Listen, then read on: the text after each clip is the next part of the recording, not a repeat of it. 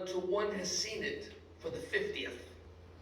In other words, as we look, the way I look at that is the way we learn when we see something, when we see it again, and we learn it again, and we perceive things that we didn't see before, even though we've seen it several times. That's what learning is all about, and that's what I feel the chorale is about. Now we have the wonderful opportunity of hearing an interesting talk about a great person, Charles Lummis, who built a fantastic house, who started an art movement, and is an all-around great person. Many of us have been to the Lummis home many times, but it's just like Joseph Whitcroft said, you haven't seen it until you've seen it a lot. So we're going to hear it from an interesting talk by our own Christian Rodriguez, who is an expert on the subject, a nice guy. I'm looking forward to hearing the talk. Let's welcome Christian Rodriguez.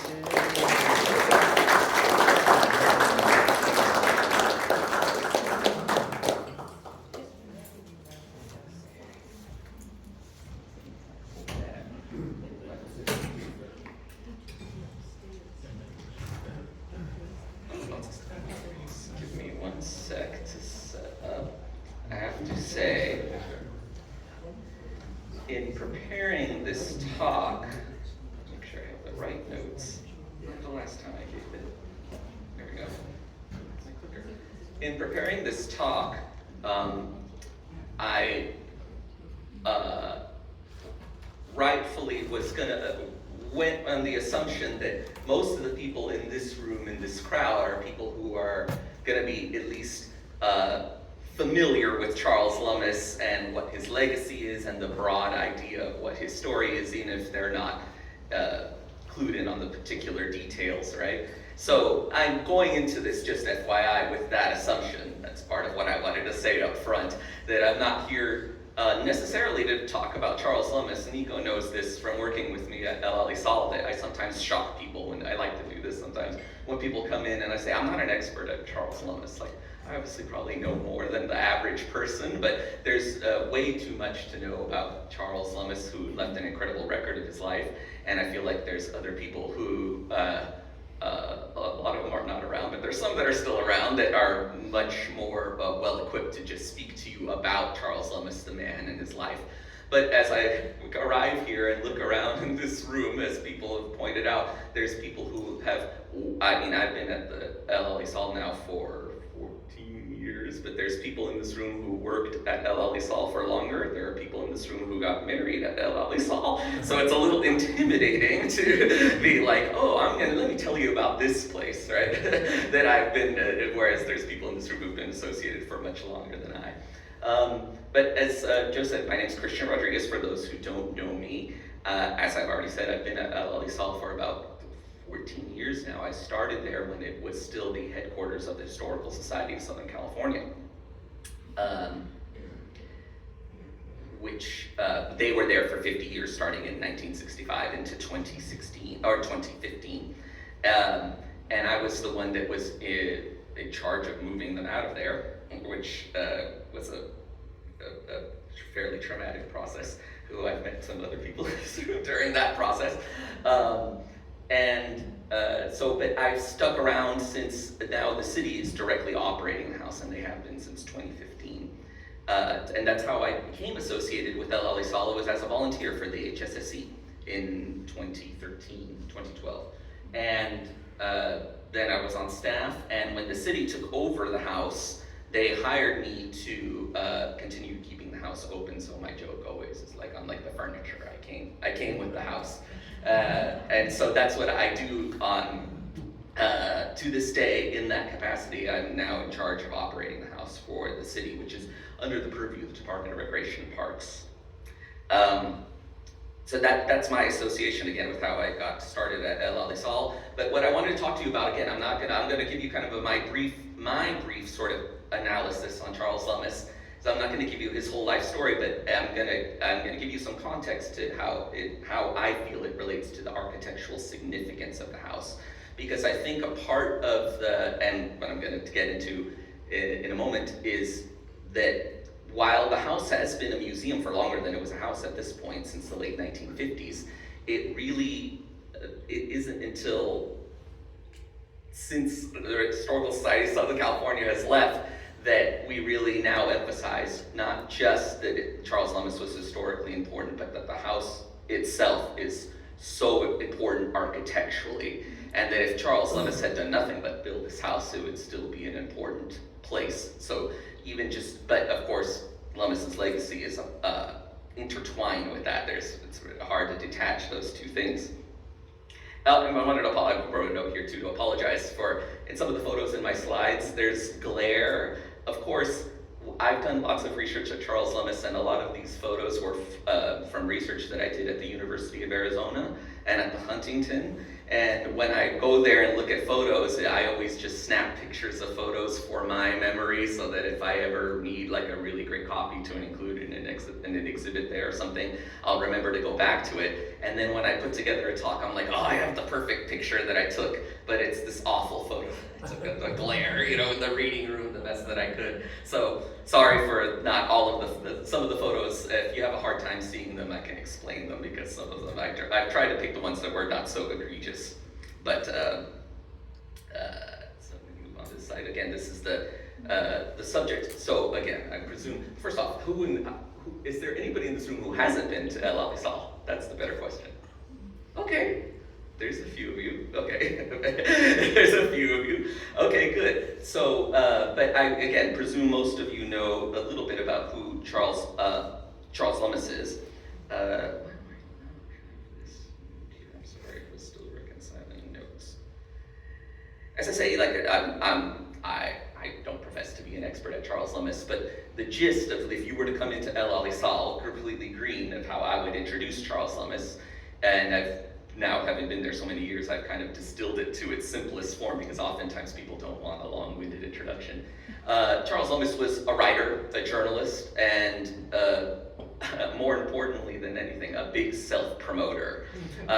He really created a name for himself during this booster era, right? He was sort of the king of the boosters, right? And he's arguably the most well-known of those, that these people who were sort of using the history and culture of the Southwest to promote the, ultimately had sort of commercial underpinnings, right? That was the catalyst for all of his work, certainly as an editor of a magazine, was selling those railroad tickets and selling real estate, right? But he was very culturally involved, and really I think that was his main motivation, what brought him out to, or what he became why he became intrigued with the history and culture of the Southwest, was that desire to be the part of that culturally prominent class. But Lummis was not from California, of course, as many of these, most of these boosters were not.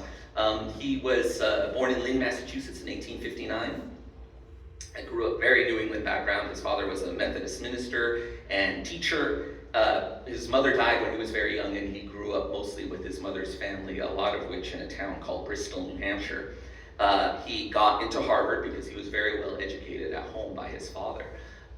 He dropped out just shy of graduating. According to him, it was trigonometry is what did him in, and then there's another famous quote, right, that it was poker and athletics, I suppose, was his main focus during his time at Harvard.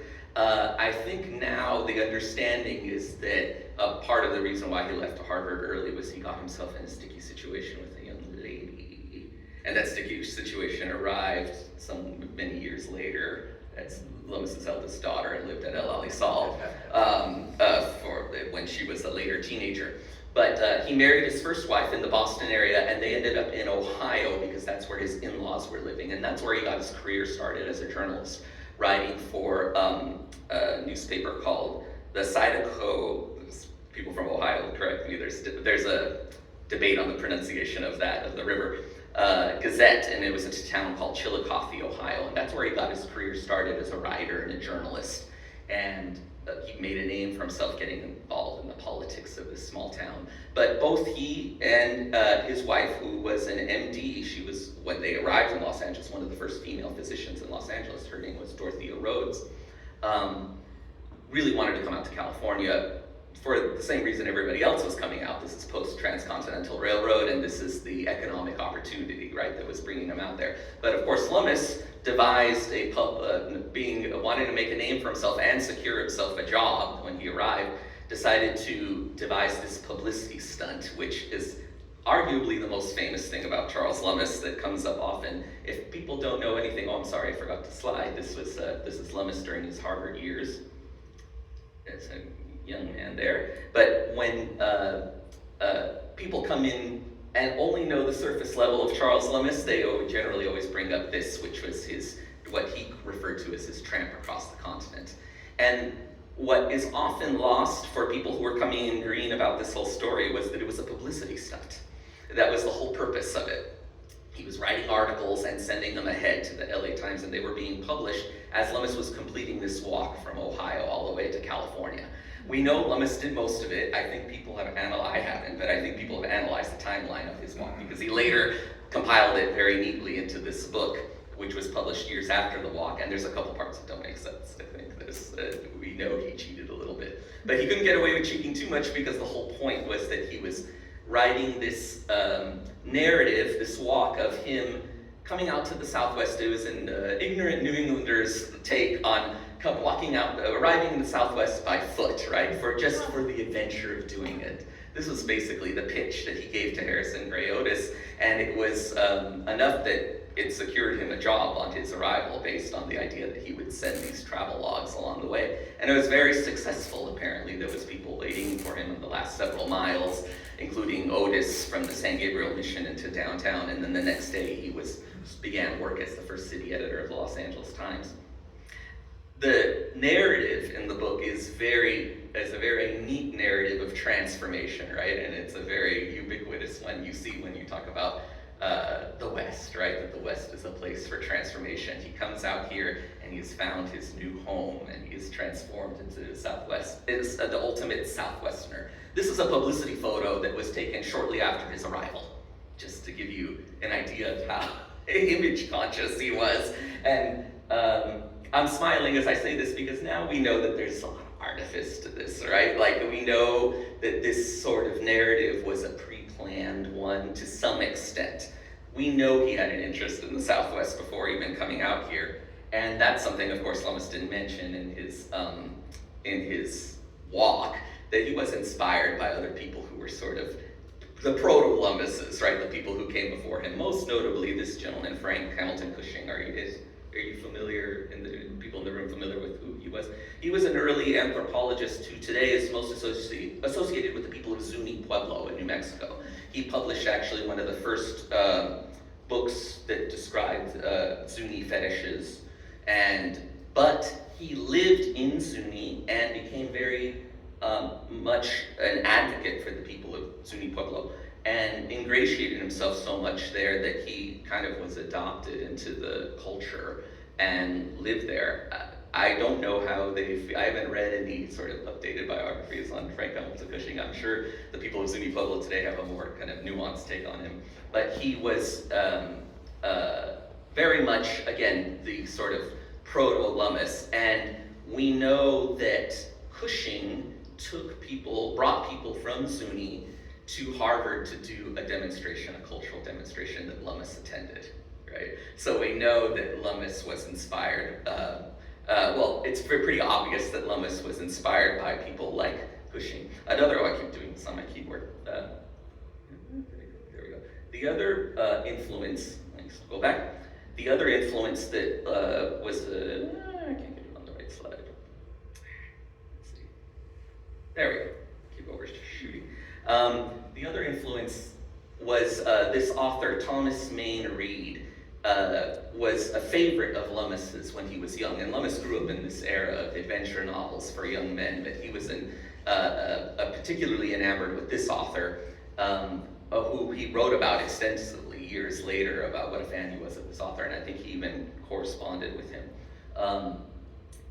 This book in particular, all of this author had fought in the Spanish-American War, I believe, and I'm sorry, not the Spanish-American, the Mexican-American War, and and his books took place, a lot of it in a fictional Southwest. I don't remember that author had actually ever been out here. A lot of places are fictional place names, and of course they almost always have a protagonist who is this Easterner who comes out to the Southwest and becomes immersed in Southwestern culture. And these were a favorite of Lummis's, and he wrote about this extensively years later, but again, not at the time. This one in particular, which was called The White Chief, was a favorite of Lummis's. And then of course there's Helen Hunt Jackson. Lummis never wrote explicitly, besides promoting sort of the idea, continuing the promotion of the idea of Ramona and the mythology of Ramona and the historical places that are tied to Ramona. We don't know, I haven't read to what extent he was directly influenced by Helen Hunt Jackson, but it's undeniable that he had to have been to some extent. She again was a proto-Lummis. She was also from Western Massachusetts, but came out to California and became a very serious advocate for Native Americans and wrote a book in 1876 for the centennial of the United States that was called The Century of Dishonor, which was sort of her indictment of federal government's mistreatment of Native Americans throughout the United States. And then that book did not sell very well, so then of course she famously followed that up with a novel which was called Ramona, which of course is a big part of the mythology of the history of the Southwest, which I'm sure you all are very familiar with. So these were all kind of like these, I guess I'm just pointing all of this out to say that Lummis was not in a vacuum, right? And Lummis is kind of continuing this and kind of using his acumen for self-promotion to sort of bring broader awareness to these issues, but also really, again, self-promote himself. The analogy I make with young people now when they come into the museum all the time is that Lummis was an influencer, right? In every way we think of influencer culture today, both good and bad, that's exactly what Charles Lummis was at his time. He was using his work as a writer-journalist to really promote himself.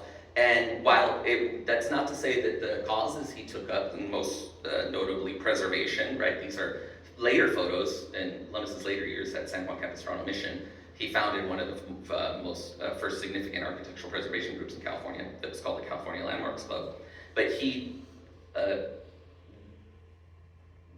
really felt, and it wasn't that he appropriated these things for his own self-aggrandizement. I think he really had a genuine affinity for the history and culture of the Southwest. I just think he also had this other motive, right, of wanting to be the culturally prominent guy, because that's not where he was from. Lummis did not come from money, where he came from in the Northeast. He grew up very well educated because of his father, but he had entree to sort of that upper class, I guess is the point I'm trying to make.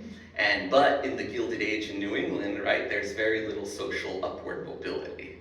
And I think that was not available to him at the time, right? And I think just like so many people came out west for the economic opportunity of it, which is more obvious, and not to say that Lummis and his wife didn't, but I think a lot of people like Lummis came out here for the cultural opportunity that in their minds this newly opened Southwest made available to them. And I think the reason why I'm prefacing with all of this is because, again, this is important context for his house. Oh, and of course he founded the Southwest Museum for those. Just an asterisk.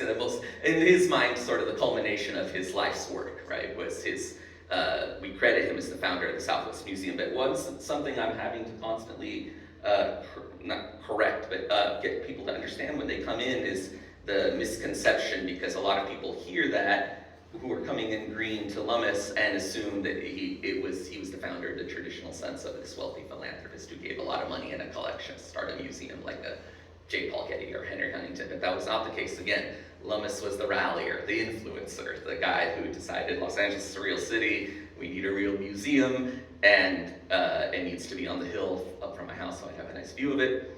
And I think that's, in his mind, certainly the culmination of his life's work was the founding of the Southwest Museum. This is a recent photo of El Alisal, what it looks like now in the Museo, the main room. All of that preface is to really tie and get you guys to sort of understand this, what I think, how El Alisal functions as this sort of extension of Lummis's persona that he was crafting for himself. When Lummis came back to California, because what I did leave out was that Lummis came to California, wrote for the LA Times. He only lived here for a few years, and then he suffered this ailment that he called a stroke. I don't believe it was a stroke. I do believe it was some sort of debilitating ailment. I don't think all evidence suggests that it probably wasn't something as that serious as a stroke. It was probably some sort of debilitating ailment. I only say that too because Lummis in later life was blind for a number of years. Something he attributed to a fever that he got in Guatemala apparently. Lummis had the equivalent of, well, I guess they don't call it this anymore, but what used to be called Munchausen syndrome, where he had very conveniently timed illnesses, and the illnesses happened to coincide with the divorcing of wives, generally. That when he was divorcing a wife, he would fall ill, and his miraculous recovery coincides with when he meets the person who would become his new wife. Which is very, very interesting, yes. And this is the case with the stroke. He has to leave Los Angeles, and necessarily has to leave his first wife, Rocio Rhodes, here in Los Angeles, to go to recover from his stroke in New Mexico. And again, his miraculous recovery, he credited to Eve Douglas, the woman who ended up being his second wife, who he met in Isla Puebla. So when you put all of that sort of together, also many years later, well recently, in the past 10 years, 2 ophthalmologists examined Lummis's blindness to the extent that they can, obviously without a body to examine. His diaries, his the first-hand accounts of other witnesses to Lummis's blindness, and just even the way he reacted to his blindness in his diaries, and the man was not blind. But their conclusion is that he was not blind at all. He was feigning blindness. So anyways, that's why I say I don't believe it was a stroke, because we have some evidence to suggest that he was feigning illnesses sometimes. He lives in northern New Mexico, and that's very key to the design of El Alisal. And he comes back to LA in the early 1890s. I think I skipped, this is Lummis in his later years outside of El Alisal. And just for those, again, most of you have been here, but these are historic photos of El Alisal in the later years. It's pretty filled with stuff in these photos. And this main room, which all the contemporary photo and these photos are the Museo, and all the rooms in this house have Spanish names. That's how Lummis referred to them. Again, evoking this earlier era of California than what the house actually is. The house was meant to be a showplace, right? Meant for a place to entertain visitors. This is a wonderful photo that came to my attention only just recently at the Pasadena Museum of History. Did you not see this? Yeah. This is in the archives of Eva Scott Fenyes. This is Lummis. This is Eva Scott Fenyes. A.C. Roman is in here someplace. But anyways, I just used this to illustrate. And this is they're around the giant sycamore that Lummis built the house around. And this photo was captioned that it was a meeting that had something to do with this Lummis's Native American advocacy. I'm not sure if he had founded the Sequoia League yet. But is that John Muir? It is not John Muir, no. The Land of the Long Beard, no, it's not John Muir. But Lummis was friends with John Muir. Of course, John Muir was a visitor to El Alisal. This is Lummis during the time he was living in Isleta Pueblo, recovering from his stroke, from his paralysis. This is a photo from the University of Arizona. And I chose this photo. It's a little hard to see. I think I have some other photos that I couldn't find on the ready, but to show the influence of Isleta Pueblo. When Lummis moved to New Mexico, he lived very briefly in a town called San Mateo, and then later lived in Isleta Pueblo. Again, this is echoing the Frank Hamilton Cushing, right? Cushing associated himself and ingratiated himself with the people of Zuni Pueblo. Lummis chose Isleta, but he actually was able to rent a house in Isleta Pueblo And my understanding is the Pueblo to this day, ever since, now has a law that somebody can't rent a house to outsiders. But he did ingratiate himself with the people there. Are you guys familiar with where Isleta Pueblo is, by the way? I keep saying that as if where I'll know. Yeah, it's one of the 19 pueblos in northern New Mexico. It's just south of Albuquerque and is home to the southern Tiwa Tenoan language people. This is another interior shot. I'm not 100, this was in Lummis's photos. I'm not 100% sure if this was the house he rented, or another place in Isleta, but this was captioned as being in Isleta Pueblo. This is in the papers of Eve Douglas, which is at the University of Arizona. But you can see with the vigas and the adobe, hang on, I can't go back to that. Vigas and adobe walls, just what an influence that this room and the house in Isleta was on what he ended up building at El Alisal. But when he first came back to Los Angeles with his new wife, Eve Douglas, who he met in Isleta, this was the house they lived in. I meant to look up the address because I went down a rabbit hole. I don't remember. Do you remember, Jeb? Because I sent out a whole mass email when I finally discovered it. I went down this rabbit hole, I don't know, 10 years ago, trying to see if this house still exists. And it does. I found it. It's on, because the street had a different name. Forester Street. It was called Forester Street. It's where the Union and Hoover meets, basically, just north of like University Park area. But the house is still there. It now has a second level. But this was the house that Lummis purchased when he came back from New Mexico. But Lummis always had this idea that he wanted to build his own house, which I'm going to touch on what those influences were and why in a second. But he ended up finding property in the Arroyo Seco. Again, sorry for the glare, but this is a photo, Lummis photo of what would end up being his property right around the time he purchased it along the Arroyo Seco. So this is the Arroyo right here, and this is kind of looking from south to north. This is, now Mount Washington and Highland Park right here. And his house would have been, I'm trying to see where the bridge is. It's right in this area here. He purchases 13 lots for $500 and decided to build what he would constantly refer to as his rancho. But it's sort of hilarious because, again, this land was already subdivided. This wasn't the middle of nowhere. And you can see here, although sparsely populated, there are houses and neighbors. It's not like, the middle of nowhere. And it's not like completely undeveloped. And that's one of the things, again, that we're constantly having to explain to people when they come in, is people feeling like the house is a much older place than it actually is. And Nico can attest to this.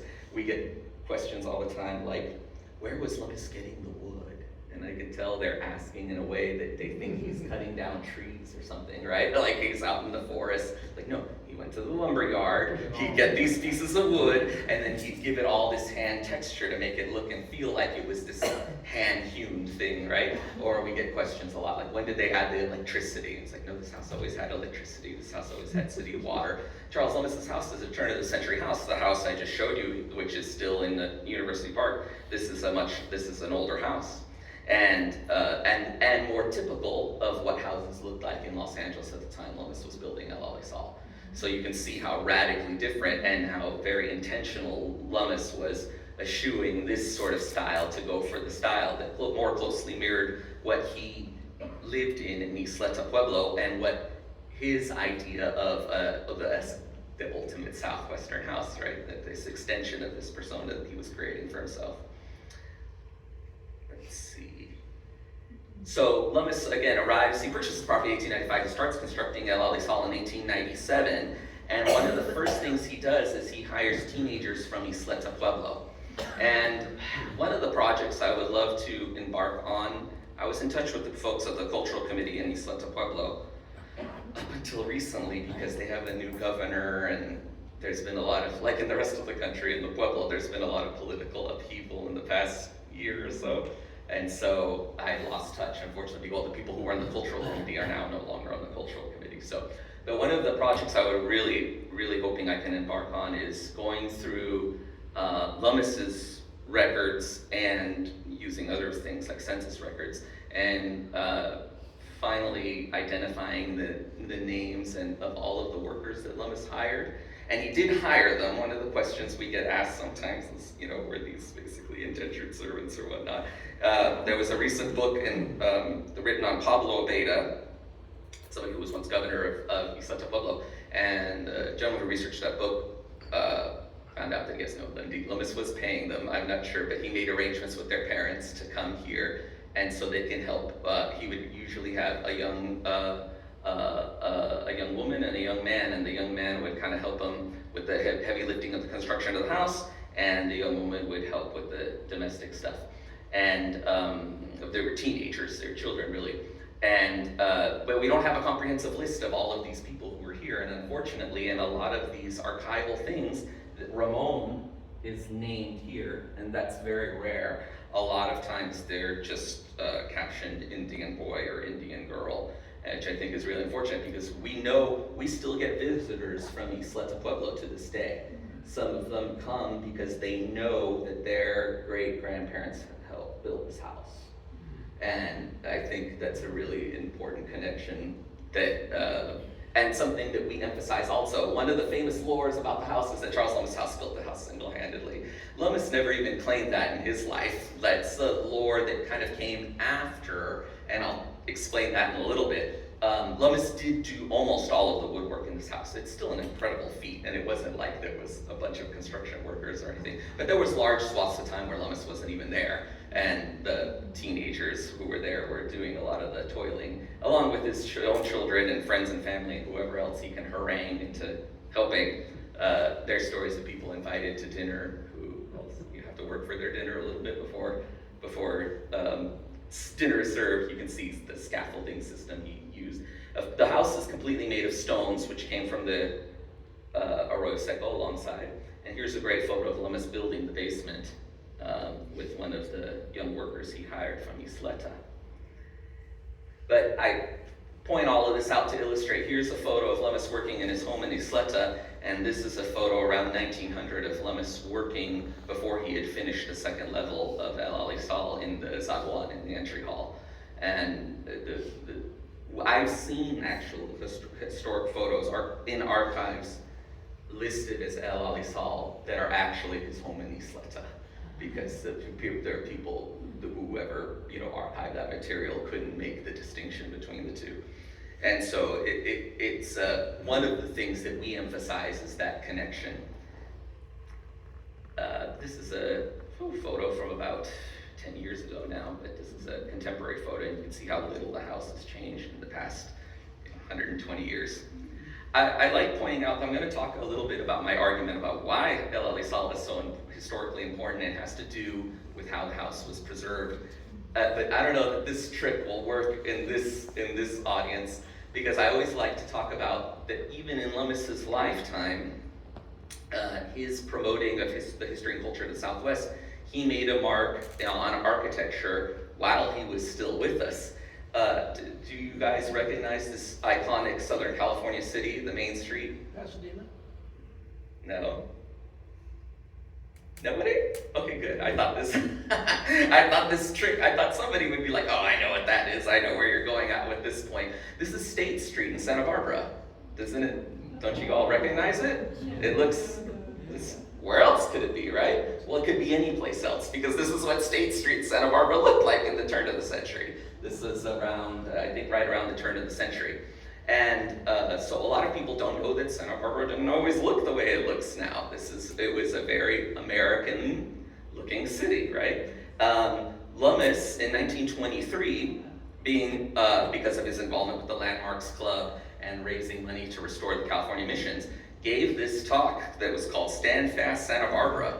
And this was before the earthquake, interestingly. I think in a lot of people's memory it's happened after the earthquake, but it was actually before, and a couple of years before.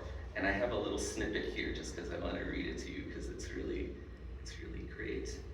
If I can find it. But yes, he gave this talk, and it was so well received that they published it on this little booklet here.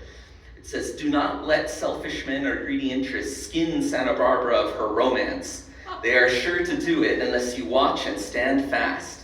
This is essentially the Vandal age. Romance is the greatest asset California has. It has been for more than 350 years. to all this century romance, Santa Barbara is legitimate. Is the legitimate and favorite heiress, about the only town left that has yet to trade away her birthright. And he goes on and on about why Santa Barbara should reflect what his vision is, again, of what the history of California looks like. And I'm saying this a little, and of course you might know that in 1925, just a couple of years after he gave that speech, there was a large earthquake in Santa Barbara, which heavily damaged downtown. Again, this is State Street, 14 blocks of which were destroyed.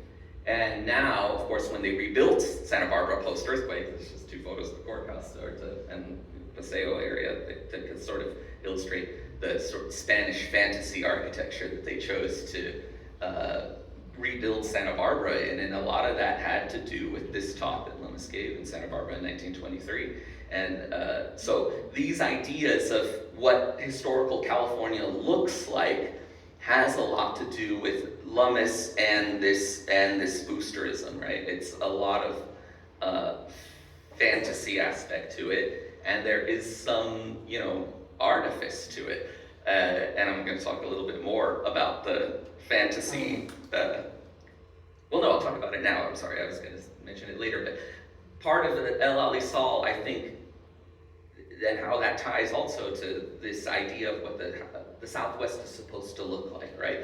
I could have done that same demonstration, I just couldn't find a really good photo, with Santa Fe, New Mexico. I'm actually want to do like I want to do some more research and see how much Lummis was involved with that too, because of course now we know Santa Fe about the iconic architecture that it has now, and maybe a little less so than Santa Barbara. But if you look at Santa Fe in the turn of the century, it did not look like that. A lot of that revival stuff came after we're getting into the 20th century. And so a lot of these are ideas about these places that are historical, and the way it looks is sort of invented, right? And it's invented by people who were not from here. So it's an outsider sort of take on what the Southwest should look like. And I talk about that in the context of El Alisal. When people come in, I always say this is the Instagram influencer sort of fantasy of what a Southwestern house should look like.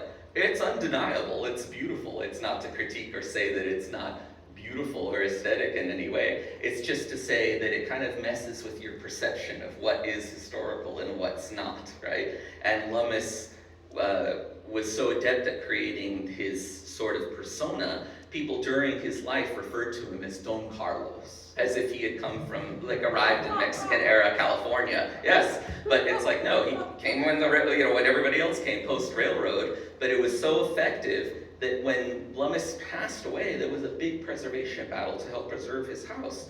The house was not an old house at that point. It was a 30-year-old house. And so that's kind of the segue here. This is a wonderful, I only just recently found this, I think, with Nico, right? Weren't we, you and I going through this when I found this? I don't remember. But yeah, these are large format negatives that I just recently digitized of the earliest photos of the house when it was a museum in the late 1950s. I believe Lummis's family was still living, I have reason to believe that Lummis's family was still living in this house when they took these photos, but you can see by the labels on the things that the house was already functioning as a museum.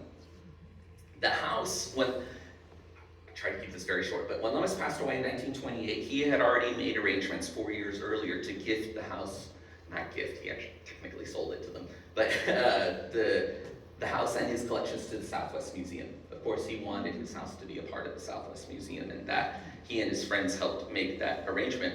But of course, he did not give them any money to do that with, right? And I think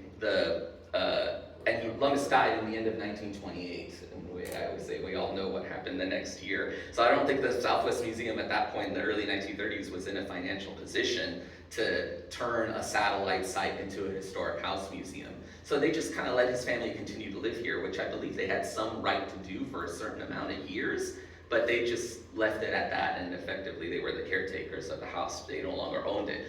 When in the early 1930s, I don't know what the financial situation of the museum was at that time, but when in the early 1930s they finally realized that they weren't obligated to his family to allow them to live there in perpetuity, so they announced that they were going to sell the house. And that's when the house became the focus of a big preservation battle. And I say that, and sometimes when we're in the museum and I say that, people are like, oh yeah, like naturally, that was a foregone conclusion. And I always then remind people, this was a 30-year-old house. Like imagine a big preservation battle for a 30-year-old house today.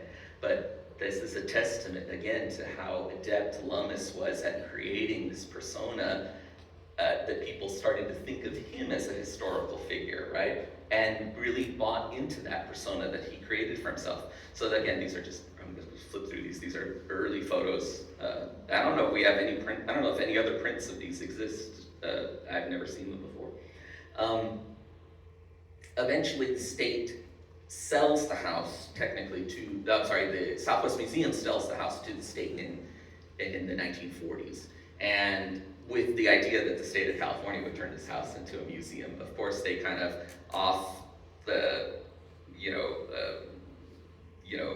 off the management of the house to the city of Los Angeles, and the city of Los Angeles drags their feet, and then the League of Women Voters got involved they were involved during the whole state thing to get the state to buy the house, and they eventually formed a group that was called the Lummis Memorial Association, that was basically the Friends of the Lummis House. And these were the mostly women who were, I think entirely women at that point, who were really fighting to preserve this house and keep it and make it a cultural landmark. They were ultimately successful because they got the state to buy it, but then the city dragged, because then the city was in charge of it, the city kind of dragged their feet to get it together to turn the house into a public space. This sounds crazy because we have this insane amount of information about Charles Lummis and this house, but I actually don't know when this house became a museum. I don't know if I was gonna say maybe there's people in this room who might know a little more, but as far as I can tell from my research, these photos, it was already somewhat functioning as a museum, like it had regular hours by 1958, because in 1958, the city finally spent, I believe, $9,000 or some now seemingly inconsequential amount to build public restrooms. So that made it available to the public, because then there would finally be public facilities. It just took them that long to get it together. The whole time Lummis's family was living there. So eventually the last occupants of the house was Lummis's eldest granddaughter, Patricia, and her mother, Beatrice Simmons, and Patricia's son. And they lived there until her mother passed away, Beatrice Simmons, Lummis's daughter-in-law, in 1961. And from that point, it only was a museum. It was briefly the headquarters of the California Historical Society. And then, as I mentioned at the top of this, it was the headquarters of the HSSC for almost 50 years. Again, I'm sorry, I should have breezed through this photo, but these are really, this is a really great photo. You can see the lovely furnace they added. So the only change is that the house has never been subject to a top-to-bottom restoration. That's another thing we always point out to people. The house is almost entirely original, except for the changes that they made in the 1950s, and all of them were functional things. Obviously, they added gas so we can have a furnace, they rewired the house, and sometimes people ask, like, well, why would they change, if they knew that this house was historical, why would they make alterations like this to the house and take out things that, historic parts of it? And I have to explain to people all of this, which is that context of, but the thing was, the emphasis was Charles Lummis, what a great guy, what an amazing guy, which again, there's still a lot to celebrate and know about Charles Lummis, but that was the emphasis of why this house was important. The house, I think people kind of saw as like a kooky byproduct of Lummis's life. Like, isn't it neat that he built this house, right? And obviously they didn't make dramatic changes, so I don't think they saw it like, oh, this is worthless architecture, but I just think they didn't really understand just how important this house was architecturally. Am I on time? I don't want to, it could be long-winded. Let's see. Am I okay? Joe, you're keeping time? I'm sorry, I should have been keeping time. You got more time. Okay, good. So that leads me into another point that I point out when we're talking about Charles Lummis' house, so the El Alisal, which is so interesting, which is that the house became a museum before really we had a broad appreciation for the arts and crafts movement as an aesthetic movement in the United States, right? We're talking in the late 1950s. We're not far enough out from the arts and crafts movement to really appreciate how important that was as an aesthetic movement. And I argue that probably in Southern California, in that Southern California context anyway, that broad appreciation for the arts and crafts movement didn't come until this famous exhibition that, did any of you guys, does anybody here attend California Design 1910? I'm curious. No? Okay, yeah. All right. In 1974, there was a large exhibition at the the Pasadena Civic Auditorium that was called California Design 1910, and the catalog for that exhibition is a seminal book, which I think is still in print. This is a later edition of the cover of it.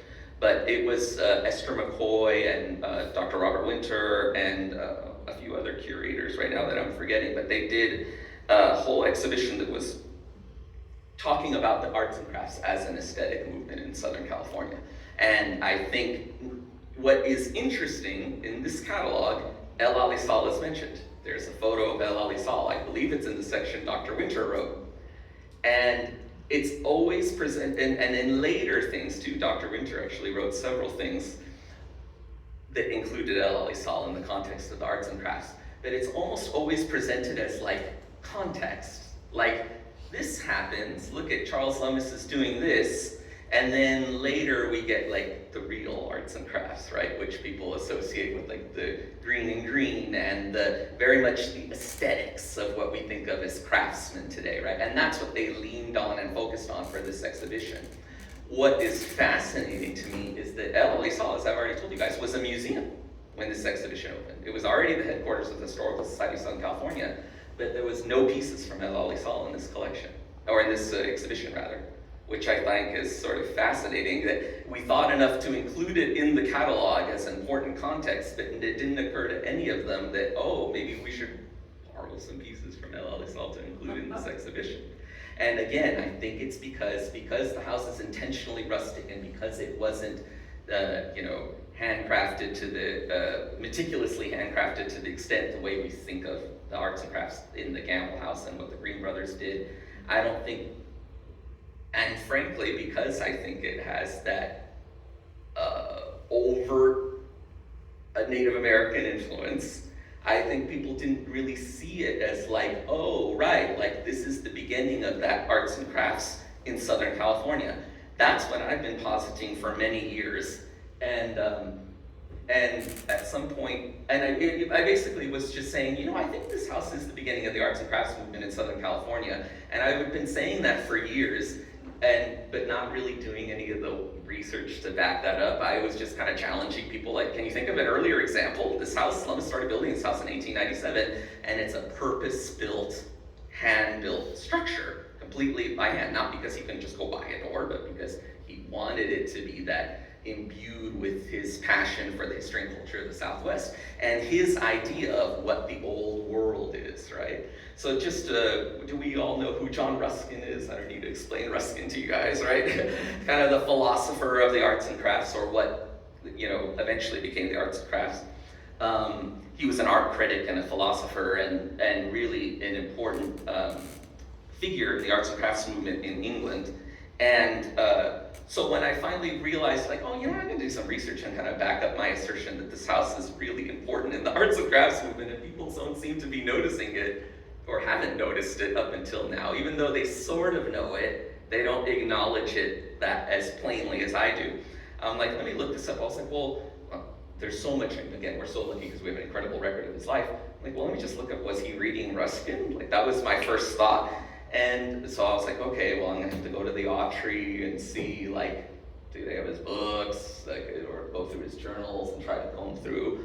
I am very lucky because a gentleman named Dennis Harbach many years ago indexed Lummis's magazine, which was called Land of Sunshine and Out West, or later changed names to Out West. And let me find this quote here. And so I was like, well, let me just start there and see if Lummis mentions Ruskin or if Ruskin's mentioned in the magazine at all. When John Ruskin died in 1900, Lummis wrote an obituary. And the obituary, I'll just try to find this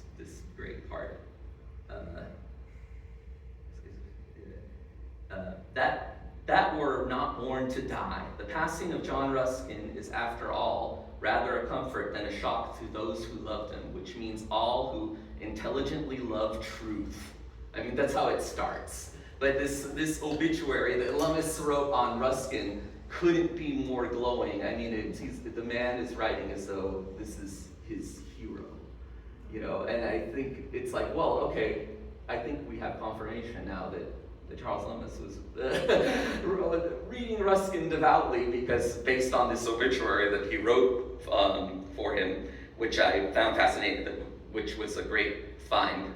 Not enough, but I was still like, that's a great find. That's an interesting idea that Lummis may have had these ideas in the back of his mind as he was deciding how he was going to build Alisal. The other connection that people have made before me is that Lummis was mentored by this scholar at Harvard named Charles Eliot Norton, who was a very important figure in the arts and crafts movement in Boston. And so I went and looked at their correspondence in the correspondence file of Lummis's, and unfortunately the only it had nothing to do with the building of Alisal. It was just him asking them to be some sort of honorary thing in his magazine or something like that. It was some sort of pleasantry. It was like an old student writing back to an old mentor they hadn't spoken, 30 years or something like that. So there wasn't much to glean from there. It had been so long since I've done this research, I had to refresh my memory of like, how did I get to this point? What I did was I went through Lummis's, God bless Kim Walters, who was a archivist at the Southwest Museum for many years, and she, with other people, indexed Charles Lummis's papers. They created a finding aid for all of Lummis's correspondence, and there's a subject index. So I finally just went to the Los Angeles Public Library, got the finding aid, and looked up the subject building of Alisal, and I looked up every person that he wrote to where he discussed the building of Alisal, hoping that I can find some sort of, and then I would look up those, just Google that person and be like, is this somebody who might be interesting or something that I can, get some more connection from. And then I finally came across this guy, Charles Augustus Keeler.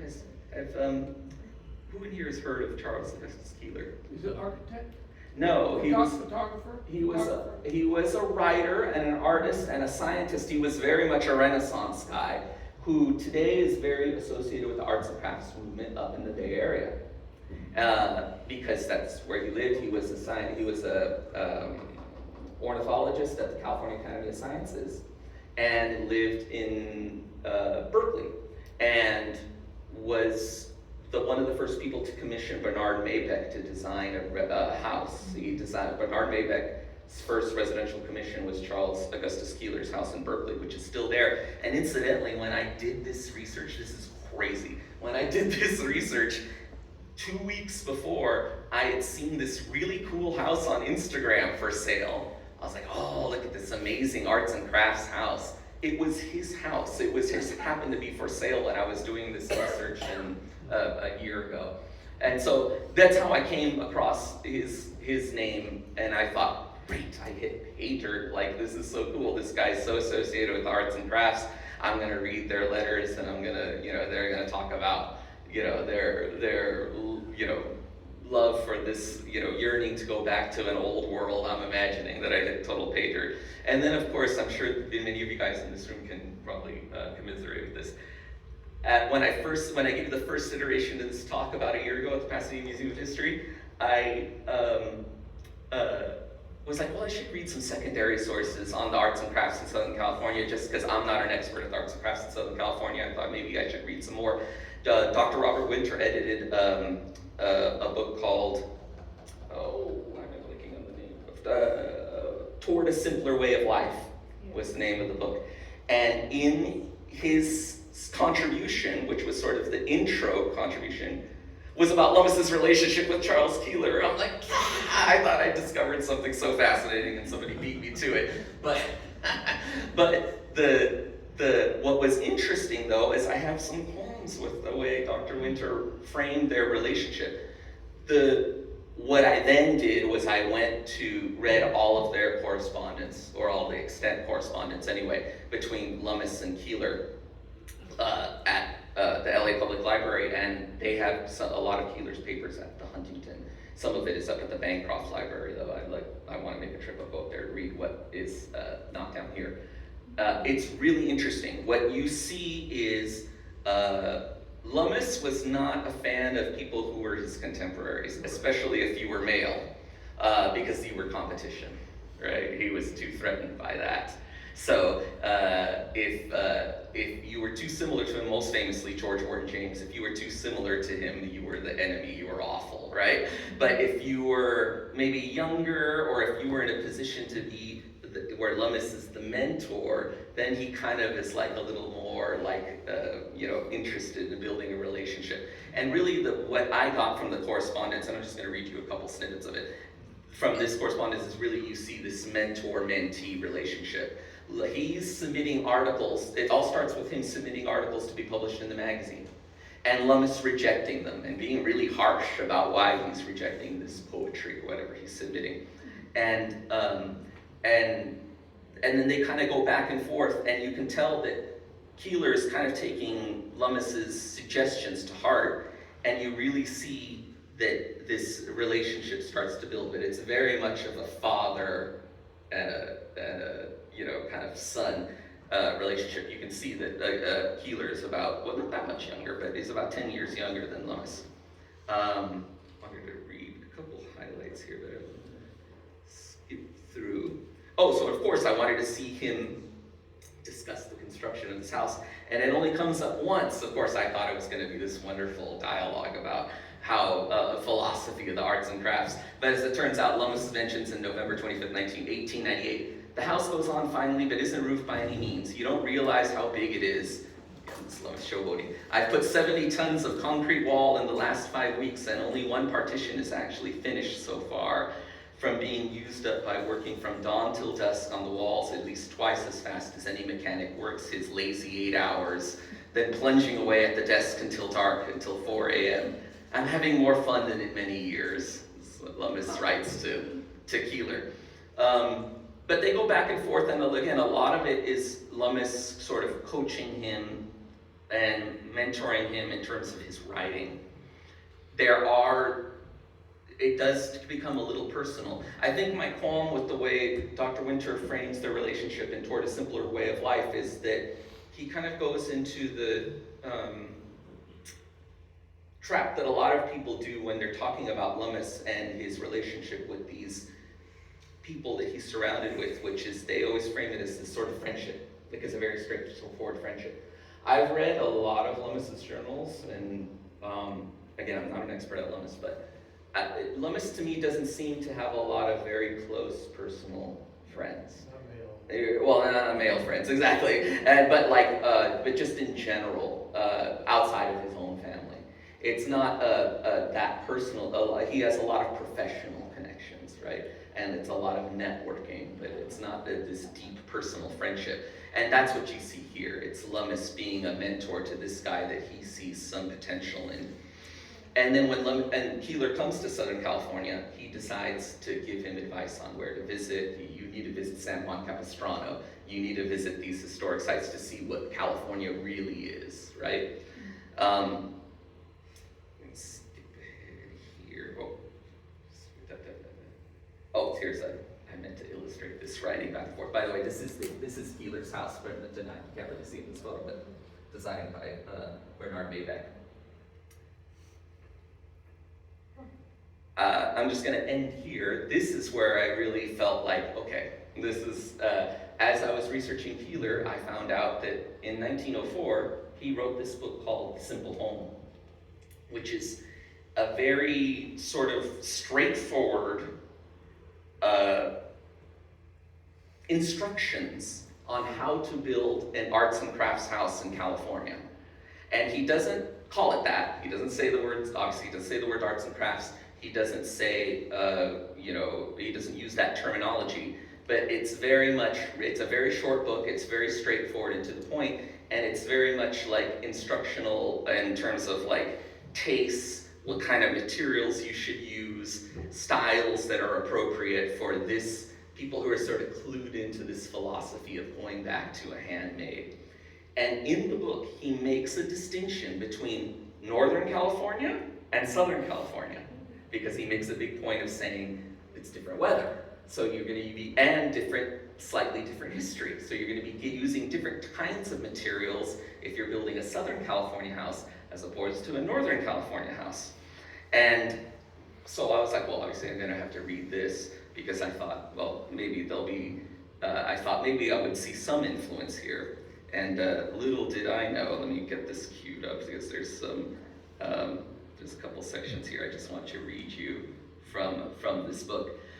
In 1904, by the way, as far as I can tell, because Keeler did visit El Alisal, or at least he signed the guest book twice, and the correspondence matches that. So as far as I can tell, when Keeler wrote this book, he had not yet visited El Alisal. But I do like to point out that Lummis, again, being the self-promoter, the house was extensively written about and published in newspapers. This was in Harper's, I believe, this home of a poet, and it goes into all the details of how he went about constructing this house and the specific details about it, right? And then of course they had already begun their correspondence. They had been corresponding since the 1890s, since before Lummis started constructing the house. So I can only imagine how aware Keeler was of El Alisal when he was writing A Simple Home. But I'm going to just read you, these are from the sections that Keeler talks about Southern California, what a Southern California arts and crafts house looks like. And I want you guys to think about what he's describing here as opposed to what our common idea of what a Southern California arts and crafts house looks like, right? Southern California is preeminently a land of sunshine, with slight rainfall, little fog, mild winters, hot, dry summers. Out-of-door life is possible for much of the year, and protection from the sun is a necessity to comfort. Oh, I have it here. I was going to say protection from this. I was trying to scan ahead. What did I do here? There we go. I went too far. Deep recessed verandas, windows with deep reveals, open rooms roofed over, with sides protected by screens on which vines can be trained. All of these are suitable to the climate of Southern California and the sheltered valleys in the interior and central part of the state. The Spanish architecture is particularly appropriate for these regions. Heavy walls of masonry, secluded courts, outside corridors sheltered from the sun, homes set flat upon the ground are quite in keeping with warm and arid country. Spanish missionaries did their work in adobe, brick and tile and stone, much of it covered with plaster and whitewash. The charm of low, simple buildings surrounding a court with corridors supported by arches extending both on the outside and inside can only be realized by one who has studied the lovely ruins of Spanish occupation. Or better yet,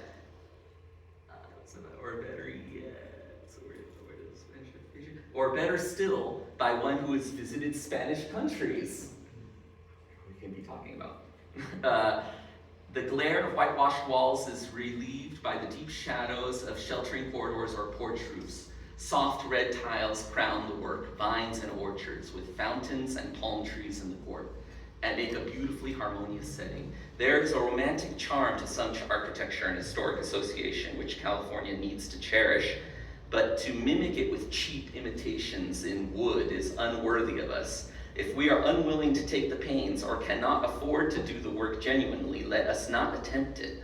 We may carry out the general form of wood if we choose, but let it then be frankly a wooden house or a structure of wood and plaster worked out constructively as such.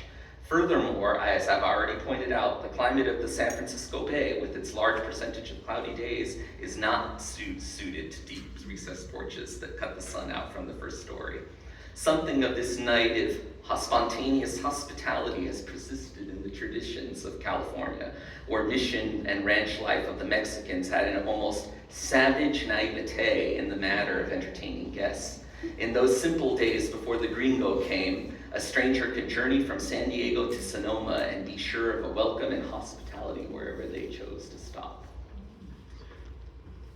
I'm trying to echo it with the photos that I'm showing you, but that didn't work out too well.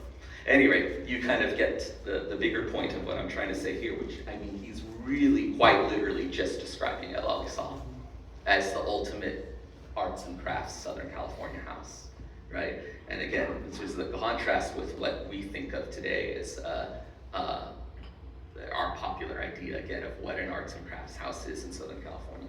One last thing before I ask questions, if you guys have any questions.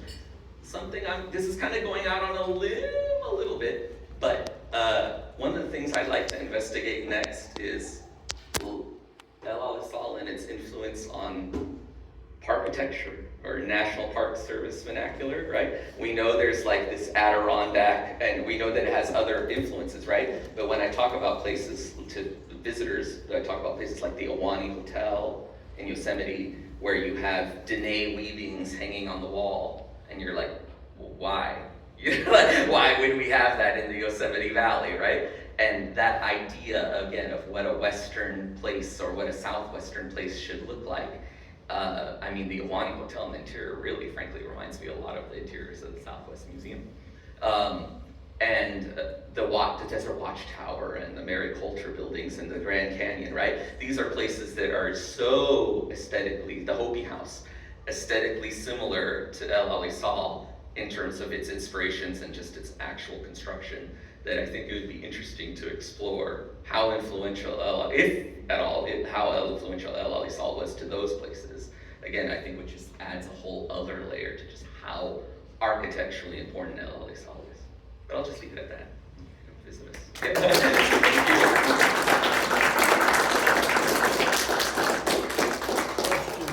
from that last article that you read, was he knocking the craftsman house concept that we saw that, obviously was coming from Sears and they were being built? It was before all that.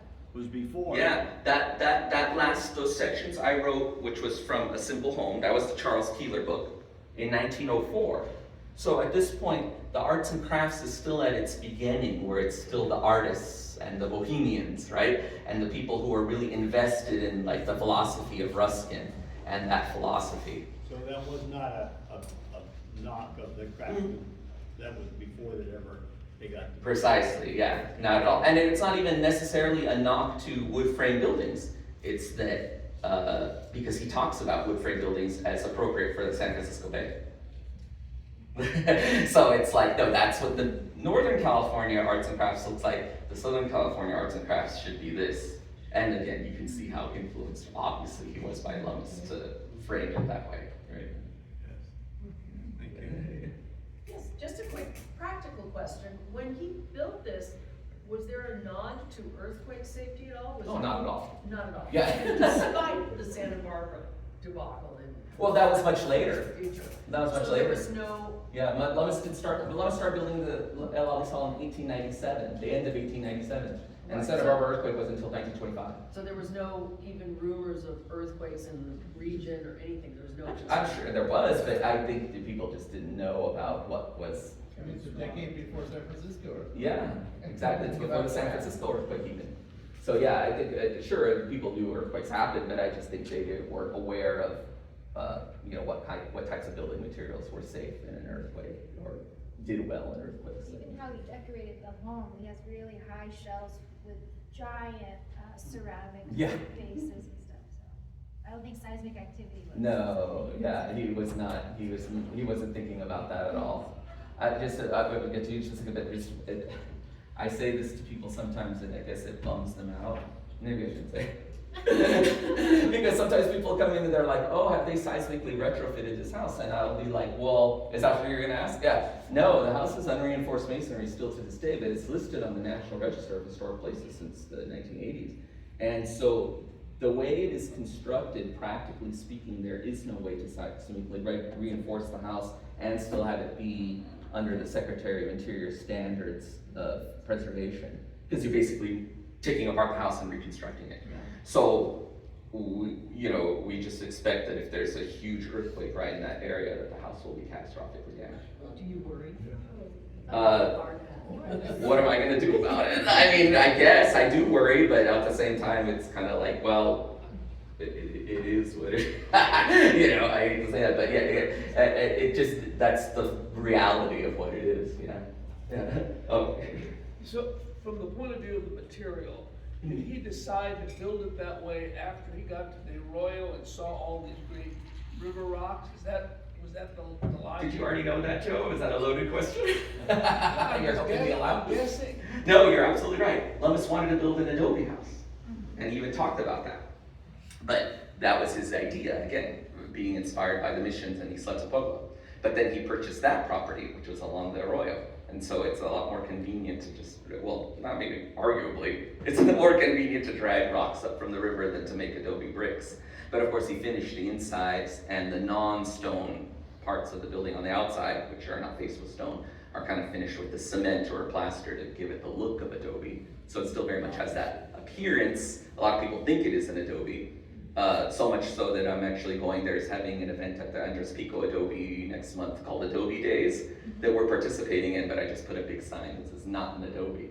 But of course, we're the only non-Adobe that's allowed to come. But it's because obviously it looks like an Adobe, and Lummis's history is tied to the history of preservation of important historic Adobe, so it's still appropriate. Yeah. Thinking about influence and how Lummis wanted to be an influencer, I'm thinking of a book called Rocketecture. Yes. Which is about rock architecture. Yeah, that gentleman came to Alisal to do research. Yeah. So was this home an influence on the rocketecture of Southern California? I think some of them, yes. Not all of them necessarily. Like, I believe a lot of that stone architecture that's up in like the Crescenta Valley in Tujunga, I think is more of a byproduct that there was just all that scree there available, and there was a lot of European craftsmen who were able to build those kinds of stone structures who kind of came, and that was available work to them, was to build stuff like that. And that was before the house was a museum. There's other places though, that some of you guys might be familiar with, that I always, a few places in particular. Well, we know the Rubel Castle. I have it from, that was very definitely inspired by El Alisal. The Robinson Jeffers Association had their conference. The tour house. Yes, had their conference at El Alisal. Well, they had their conference at Occidental. And one year made a point of having a session at El Alisal. And these are scholars and people who study Robinson Jeffers. And nobody knows, again, like Lummis, he doesn't claim their influences. Nobody, I don't believe anybody knows for sure that Tor House in Carmel, which was built by Robinson Jeffers, a stone house with a tower, how influenced. Robinson Jeffers grew up in Highland Park, was published by Lummis in his magazine. There's virtually no way that Robinson Jeffers was not aware of Charles Lummis or his house. But they never claimed that influence. But the people who study Jeffers thinks enough that it is enough of an influence that they chose to have a session of their conference at El Alisal one year.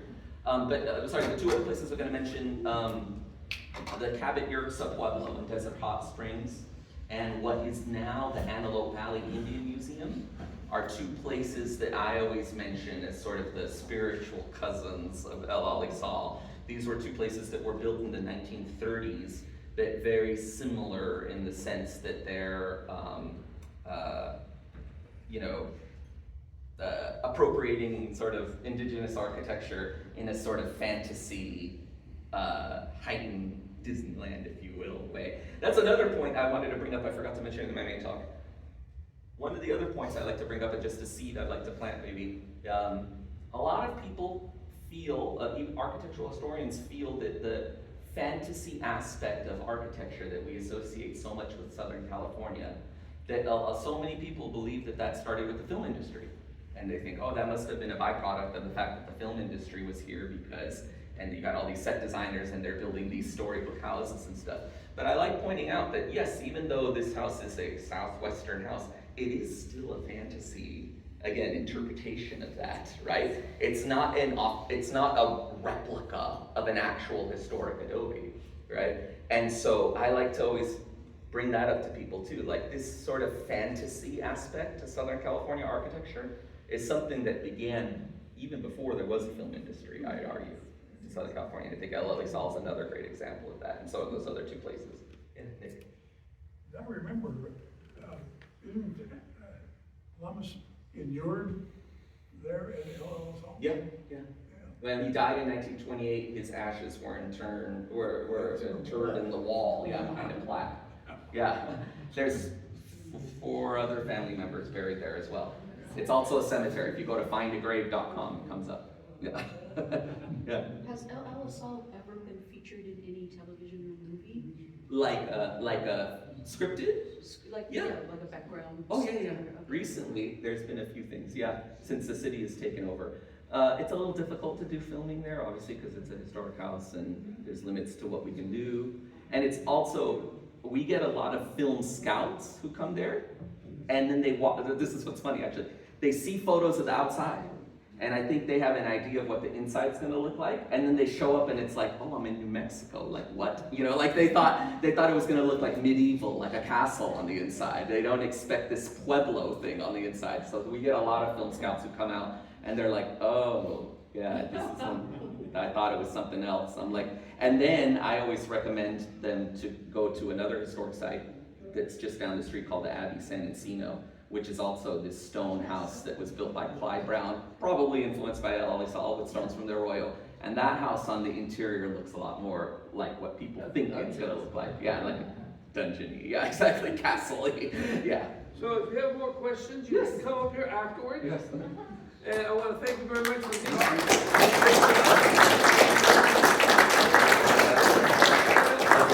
So I have a presentation for the speaker tonight to remember this event. And thank you very much. And I'm sure there'll be a few more questions. Yeah, I'm around. And if not, you can visit us, that's And over you there. can go to the Yeah, see me there. Well, I just want to say thank you to everybody for coming.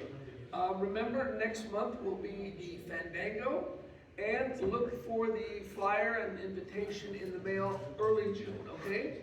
And I hope to see everybody there. Okay? Thank you very much for coming.